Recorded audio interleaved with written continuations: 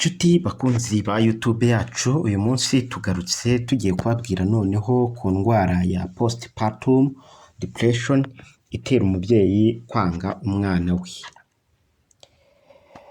Iyi ndwara yibasira ababyeyi nyuma yo kubyara, aho itera umubyeyi kwiyanga, kwiheba, agahinda gakabije n'amarira, ndetse akumva n'umwana yabyaye atamushaka, akaba yamwima n'ibere. Impuguke mu bumenyi ku mitekerereze n'imyitwarire ya muntu zigaragaza ko iyi ndwara ya postpartum depression ari imwe mu ndwara zo mu mutwe, mental disorders, ikaba ari indwara nk'uko izindi ndwara izina ryayo ribisobanura. Depression bivuze agahinda gakabije, na postpartum bisobanuye igihe gikurikira kubyara.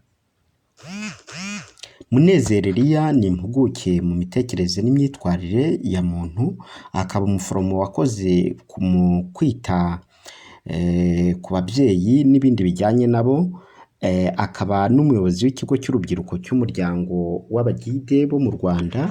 Mu kiganiro n'imvaho nshya yagaragaje ko iyi ndwara ihangayikishije ababyeyi ndetse ituma bata umutwe bitewe n'impamvu zitandukanye. Yagize ati umubyeyi ashobora kuba afite ubwoba ko nubwo abyaye atazabasha kurera umwana ngo avemo umubyeyi nyawe uboneye. Akenshi rero nyuma yo kubyara n'ubundi ibintu bishobora guhinduka, bigahindura cyane imitekerereze. Hari abantu baba basanzwe mu buzima bahangayitse, batabayeho neza, batanyuzwe n'uko babayeho n'umuryango, amikoro make, inzangano, rero hakaba n'imisemburo yirema mu mubiri ikazana amarangamutima yo kwiheba, ubwoba, agahinda n'amarira, mbese umubyeyi akumva atagikunze, ndetse akaba yumva n'umwana yabyaye atamushaka. Hari n'abamwima ibere, hari abihekura, hari byinshi bibabaje bishobora kuba ku muntu, ariko nyine ni uburwayi buba bwabiteye. Akomeza avuga ko akenshi iyi ndwara itangira mu gusama inda, kuko hari abazisama batabiteguye bikabagora kwiyakira, ndetse bamwe bikanabaviramo kujugunya abana nyuma yo kubyara. Avuga ko bitangira uwasamye inda atibabarira kubera ko aba ayisamye nta gahunda, wenda ayitewe n'uwo badafitanye icyerekezo. Akenshi aba yarahangayitse cyane, ahisha inda, akagerageza gushakisha ibisubizo ntawe umwumva.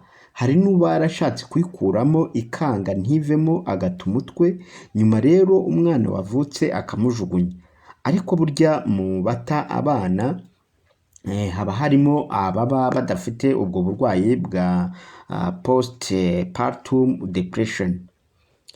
Munezero akomeza avuga ko ibimenyetso by'indwara birimo umunaniro udasanzwe, kwicira urubanza cyangwa kutibabarira, ubwoba bukabije bwo kwitwa umubyeyi no kwiheba.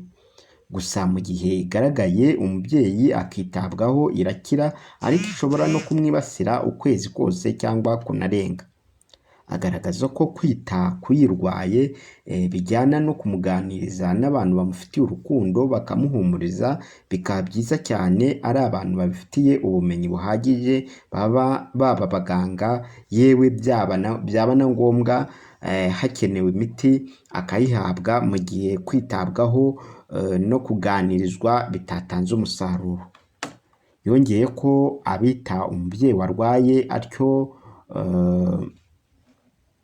batagomba kwirengagiza ko umwana nawe muri icyo gihe aba akeneye kwitabwaho kurusha, kuko aba ameze nk'uwabuze umubyeyi.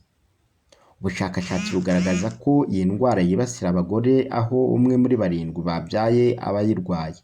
Muri Leta Zunze Ubumwe za Amerika buri mwaka abagore 900,000 barwara iyi ndwara nyuma yo kubyara, mu gihe muri Australia 40% muri bo batangira kuyirwara nyuma yo kumenya ko batwite.